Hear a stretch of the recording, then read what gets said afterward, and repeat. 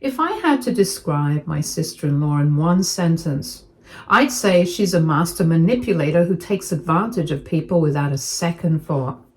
My sister-in-law-to-be, Chelsea, is engaged to my brother Tom, and they're getting married in just a month. Earlier this year, they shared the big news with everyone after my brother popped the question on New Year's Eve. Tom was over the moon, and I could tell how much he adored her. He's always been the kind of guy who loves with his whole heart, and when he set his sights on Chelsea, there was no turning back. Naturally, our family was happy for him. He was in love, and we wanted to support him. So despite my own feelings about Chelsea, I tried to be happy for them too. But here's the thing. Chelsea and I have a history, and not a good one. In fact, I can't stand her. We went to high school together, and back then she was one of the worst people I had ever met. To put it bluntly, she was a nightmare. Chelsea was the queen bee, the stereotypical cheerleader who acted like the entire world revolved around her. And me? I was the exact opposite. I was the awkward, lanky, nerdy kid who preferred books over parties and never quite fit in. That was enough for Chelsea and her little clique of mean girls to make me their favorite punching bag. She didn't just tease me, she made my life a living hell. She would loudly mock my appearance, calling me names like pig or dork, just to get a reaction out of me. If I tried to walk away and ignore her, she and her friends would block my path, forming a circle around me so I couldn't escape. They would laugh, poke at me, taunt me until I felt completely powerless. It was as if she enjoyed watching me squirm like my pain was entertainment for her. One of the worst memories I have of her is the day she took my glasses off my face and threw them on the ground and stomped on them with a smirk. My vision was terrible, so without them, I was practically blind. I had no choice but to stumble my way through the halls, bumping into walls and lockers while Chelsea and her friends howled with laughter behind me. I remember feeling so humiliated, so helpless, and so angry. During our prom, which is supposed to be one of the most magical moments of every teenager's life, she pulled a horrible prank on me. I had been so excited for the evening. My mom and I had spent hours searching for the perfect dress. And when we finally found a beautiful blue gown that hugged my figure just right, I felt like a princess. For once, I wasn't just the nerdy girl. I felt confident, excited, and ready to have a good time. My two best friends and I had decided to go together, making it a fun girls' night. We weren't worried about having dates. We just wanted to dance, laugh, and create amazing memories. But little did we know, Chelsea and her gang were lurking in the shadows, waiting to turn our special night into one of the most humiliating experiences of our lives. Everything was going great at first. The music was loud, the lights were twinkling, and for once I felt like I belonged.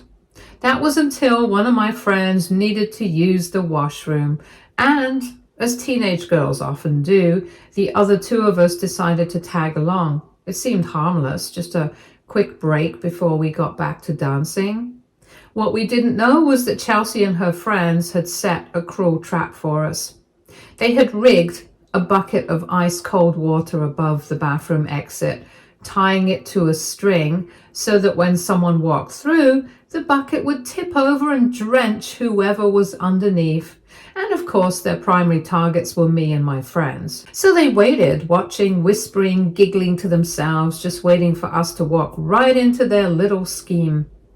The moment we stepped out of the bathroom, it happened. One of us must have unknowingly pulled the string, and before we could even react, freezing cold water came crashing down on us. It wasn't just a splash, it was a full bucket, soaking us from head to toe. The shock of the ice-cold water stole the breath from my lungs, and within seconds, I could hear the shrieking laughter echoing through the hallway. Chelsea and her gang stood there, doubled over in laughter, clutching their phones, recording every second of our misery. To them, it was the funniest thing in the world. To us, it was absolutely mortifying.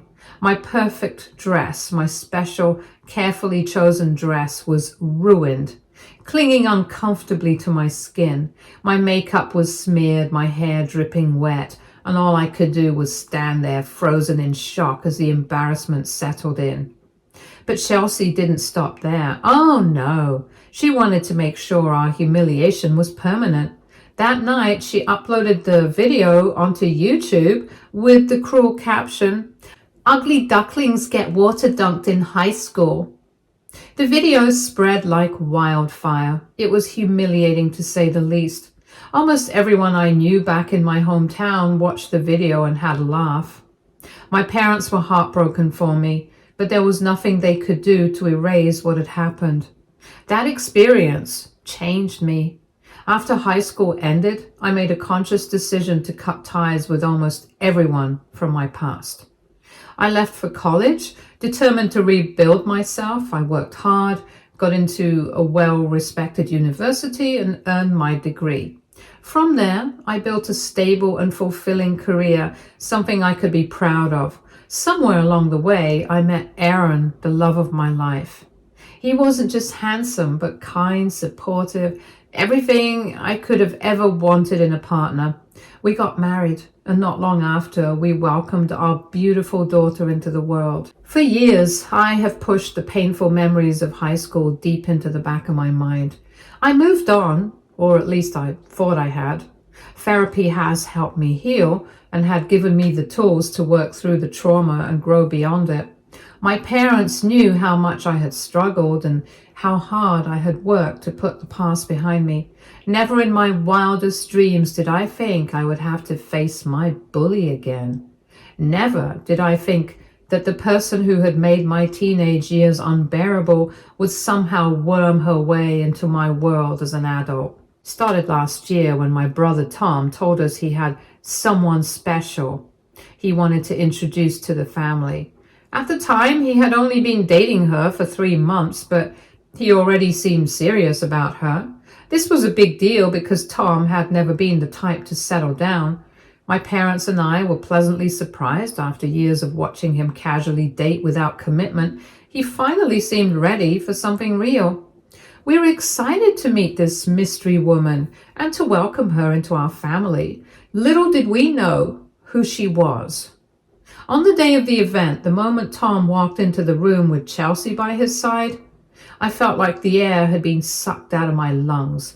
It was like being thrown straight back into high school, like all the years of healing and moving forward had just vanished in an instant.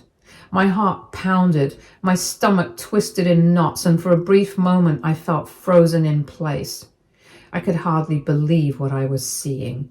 My husband, Aaron, immediately noticed my change in demeanor, and leaning in close, he whispered, "Are you okay?" I swallowed hard, my eyes never leaving Chelsea as I whispered back, "That's her. That's Chelsea, my high school bully." Aaron's reaction was instant. His eyes widened in shock and then narrowed in anger. He had heard all about what she had done to me back then. He knew the stories, the torment, the years of pain I had endured because of her, but I had never shown him a picture of her before. So this was the first time he was seeing her in person, and now here she was, standing right in front of us with my brother.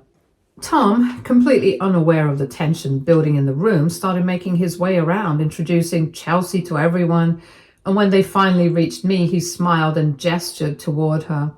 "This is my girlfriend, Chelsea," he said proudly. Chelsea, looking polished and confident as ever, extended her hand towards me, offering a polite smile.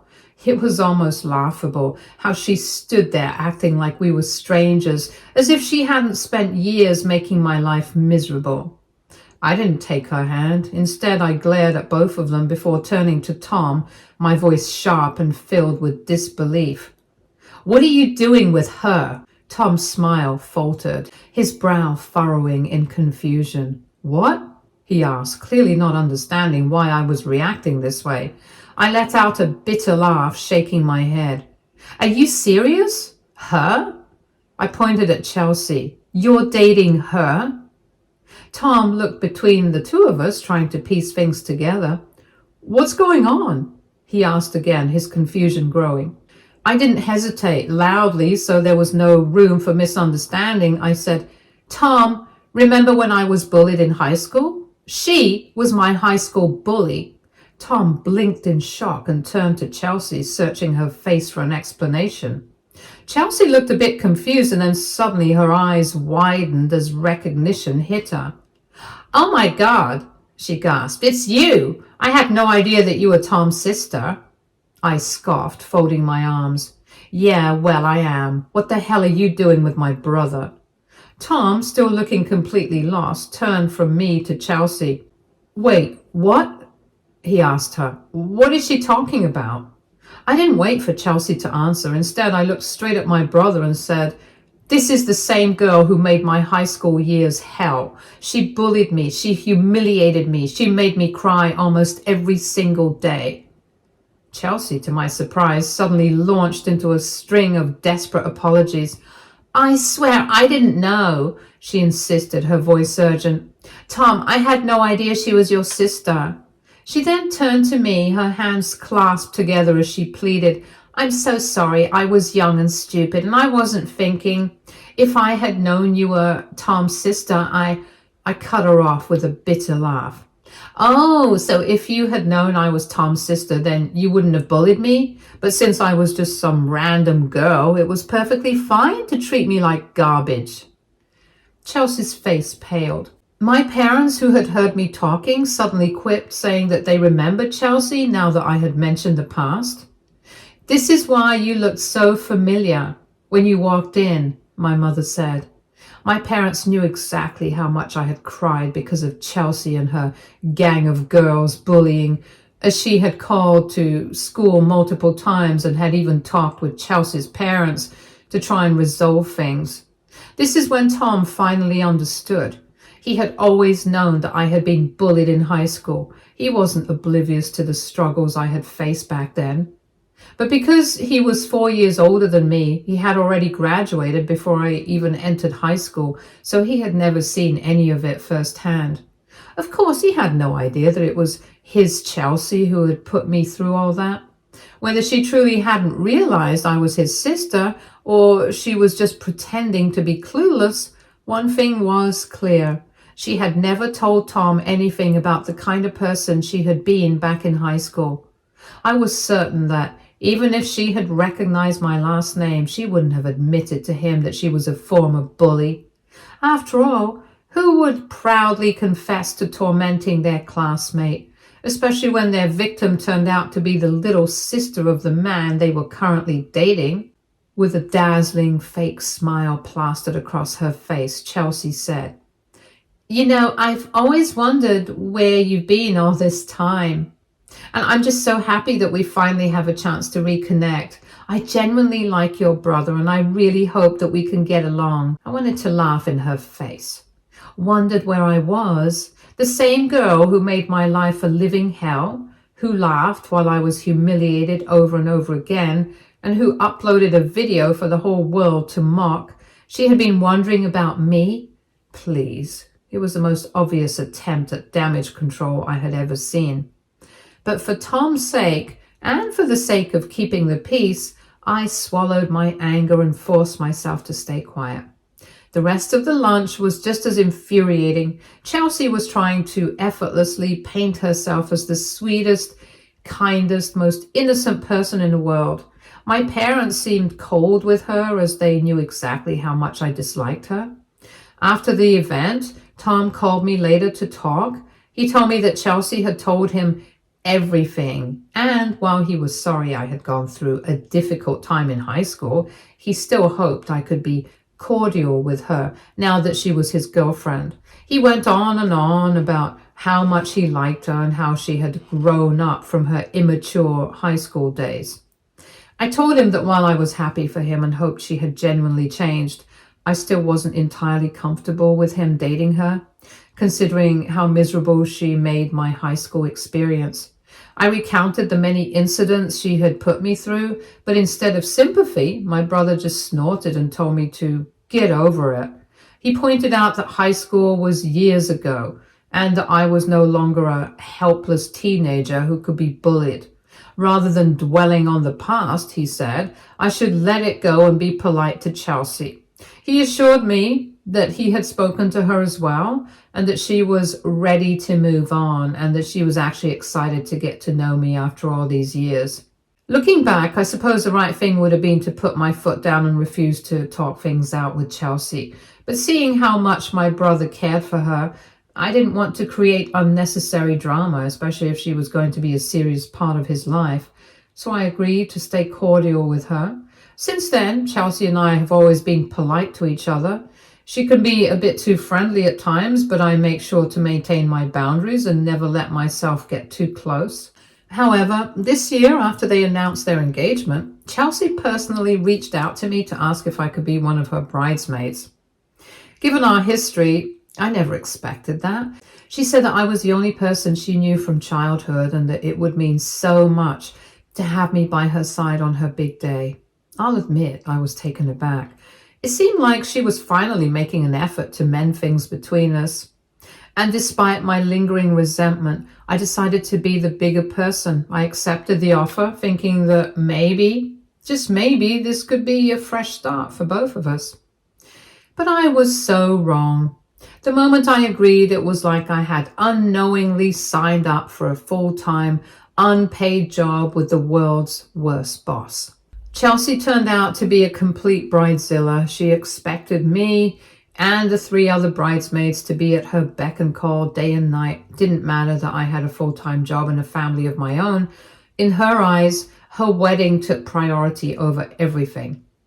Every other evening, she insisted we meet up for brainstorming sessions about her wedding, as if it were a billion-dollar corporate project rather than a one-day event. She constantly changed her mind about everything. The flowers, the seating arrangements, the color scheme, and expected us to entertain her endless indecisiveness. But the worst part, the weekends. Every single weekend. Instead of enjoying my well-earned rest days, I was dragged to countless wedding venues because Chelsea could not make up her mind. One place was too big, another was too small, and the next one had weird lighting. And the one after that had ugly chairs. It was an endless cycle of nitpicking and second guessing, and every time she found something she did like, she would change her mind and next week and make us start from scratch. Then came the Bachelorette trip. Chelsea announced, not asked, that she expected us to take her on a lavish trip abroad. Not a weekend getaway, not a fun road trip, an international vacation. I knew the other bridesmaids weren't as financially stable as I was, so naturally, the responsibility of booking flights and accommodations fell on me. Chelsea reassured me that everyone would send me their share of the money later, and after a long discussion about destinations, we finally settled on a resort that she picked herself. Trying to be a good sport, I went ahead and made the bookings. I shared the details in our group chat, and at first everyone seemed thrilled about the trip. For weeks, I expected everyone to pay me back their share for the trip, just like we had discussed before I booked for everyone. But no one did. Every time I brought it up, I was met with excuses, delays, and outright avoidance. It was beyond frustrating. One bridesmaid told me her cat was sick and that she had to cover vet bills first, but she promised she'd pay me back after her next paycheck. Another bridesmaid admitted that she just didn't have any extra money at the moment and would pay me back in installments, which, given her tone, sounded more like a vague possibility than an actual commitment. And Chelsea, she was the worst of them all. She either ignored my messages completely or gave me the same tired response. I'll send it next week, don't worry. But every time next week rolled around, she had a new excuse. She was too busy, she forgot, or she just didn't respond at all. At first, I tried to be patient. I wanted to believe that she and the others would follow through. But as the weeks passed and the deadline for the trip got closer, I realized that I was being taken advantage of. Again. So this week, I finally put my foot down. I messaged Chelsea directly, firmly reminding her that she still hadn't paid me back and that I needed the money now. And that's when she exploded. Out of nowhere, she started yelling at me over text, ranting about how she wasn't a beggar and that I had no right to keep pestering her for money every day. She accused me of being overbearing and too demanding. And then the cherry on top, she had the audacity to say that as her bridesmaid, I should gladly cover the cost of her trip so that she could go for free. I was stunned. I immediately shot back, telling her that this wasn't some casual dinner or a spa day in the city. This was an international trip that cost a lot of money. I had planned everything to match her preferences, and I had been more than patient, waiting for her to pay me back. I reminded her that she had chosen an expensive resort and that I had booked it just for her because she had insisted on it. But Chelsea did not care. Instead of acknowledging how ridiculous she was being, she doubled down, telling me that I was being stingy and that if I was truly a good bridesmaid, I would be gracious enough to just cover the cost and not make such a big deal out of it. At that moment, it became crystal clear. Chelsea had never planned on paying me back, not a single dime. She kept yelling at me, claiming that I was ruining her dream bachelorette by arguing over money. She called me a party pooper for standing my ground and insisted that I was making a big deal out of nothing.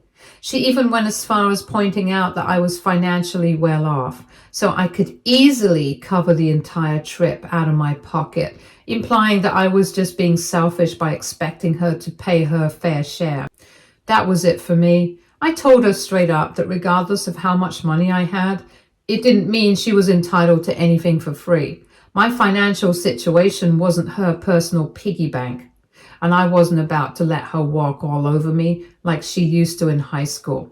And then she lost it. She screamed that she had changed her mind. She no longer wanted me as her bridesmaid. And just like that, she fired me from a role I hadn't even wanted in the first place. But the real kicker? She then informed me that she and the other two bridesmaids would still be going on the trip without me. I literally paid for the entire trip with my own credit card, and yet this girl had the audacity to disinvite me from a trip I had fully funded? The nerve. I was so furious I could feel my hands shaking, but instead of arguing further, I just cut the call. I knew if I kept talking, I'd say something I might regret, not because she didn't deserve it, but because I refused to stoop to her level. But now I have half a mind to cancel every single one of those bookings, because if Chelsea thinks she's going to waltz onto a trip I paid for without even acknowledging what she's doing, she's got another thing coming. AITA, Update 1. Chelsea really thought she had me wrapped around her finger. She thought she could use me to pay for her dream bachelorette trip, kick me out as her bridesmaid, and still go on the trip like nothing happened. Absolutely not. I'm not the same girl from high school that she could walk all over. And thanks to everyone's advice, I went ahead and canceled the entire trip. Every single booking. I wasn't about to let Chelsea and her little crew go on a fully paid vacation at my expense. And I made sure she knew exactly why. I dropped a message in the group chat informing them all that since Chelsea had removed me from her bridesmaid group, I had decided to cancel the trip. I worded it carefully so that Chelsea couldn't twist the story and play the victim. Then, without waiting for their reactions, I left the group chat. It took less than an hour for Chelsea to completely lose it. My phone wouldn't stop ringing, call after call, all from her. And when I didn't pick up, she switched to texting nonstop.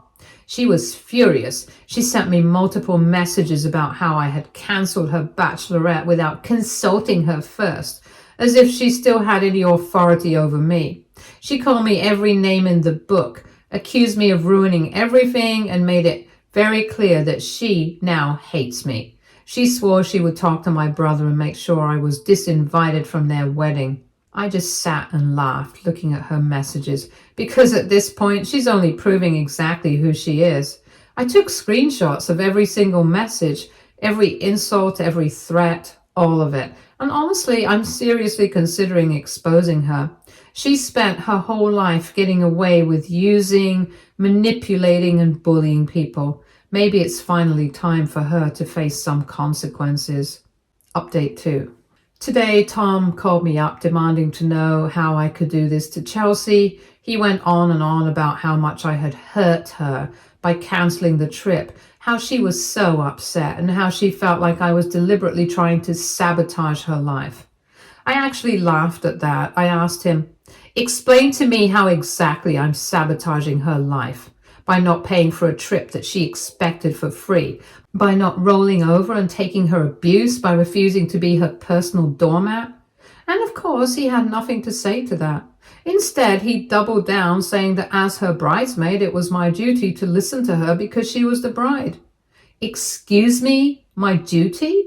I reminded him that I never asked to be her bridesmaid. She was the one who invited me into this mess, and I tried to be civil for his sake. I tried to be helpful, but Chelsea took advantage of that kindness and turned into a full-blown Bridezilla, demanding I cater to her every whim, constantly expecting me to drop everything for her, and then trying to force me to pay for an entire trip abroad without ever intending to pay me back. Tom then pulled the most ridiculous argument yet. He said, "Well, if you were so upset about the trip expenses, you could have just talked to me. I would have paid for it out of my own pocket."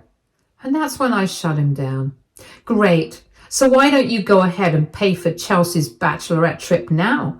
You can still book the same resort, buy her flight tickets, and handle it all yourself. Problem solved.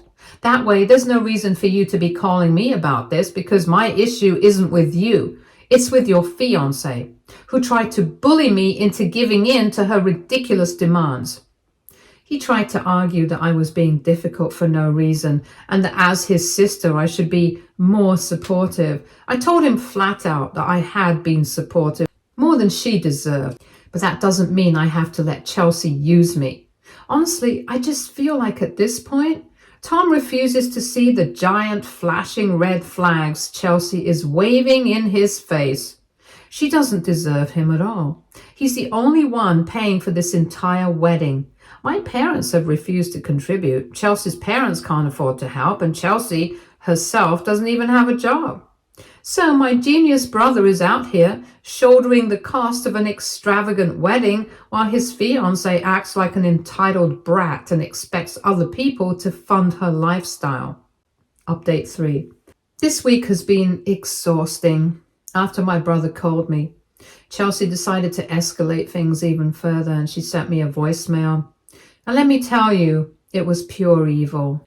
At first, she just repeated everything Tom had already said, how I had hurt her, how I was ruining everything, and how I should be ashamed for trying to sabotage her life. But then her tone changed. She dropped the act completely and said something that made my blood run cold. "Once I'm officially part of the family, I'm going to make your life hell, just like I did in high school." And then she added, "If you want to play this game with me, guess what? I can play it better than you." I sat there listening to the message over and over, completely baffled. What game? Not paying for her bachelorette trip wasn't some strategy. It was my money and my right to say no. I wasn't playing anything, but Chelsea, she clearly was. I let my husband listen to the voicemail and he was furious. That was the final straw. Enough was enough. He and I both decided that we shouldn't take this anymore. I opened up a family group chat and added everyone, my parents, my brother, Chelsea, and all our relatives. Then I laid everything out and I told him everything from the way Chelsea bullied me in high school to the way she used me as a personal assistant for her wedding, to how she expected me to fund her bachelorette trip without ever intending to pay me back. I didn't stop there. I attached screenshots of her messages and, most importantly, the voicemail. I let everyone hear it for themselves. The reaction was immediate. People were furious. My parents were especially disgusted. My mom called Tom immediately and told him they would not be attending the wedding. She also told him that if he actually went through with this wedding, despite everything Chelsea has done to me, then he might as well be out of our lives. As for the rest of the family, they're completely on my side too. Even the relatives who usually stay out of drama are now dropping out of the wedding and want nothing to do with the both of them. At this point, I can only hope that this finally makes Tom wake up, because if he doesn't, he's going to learn the hard way exactly who he's marrying. Stay tuned for more stories from our girl relationships.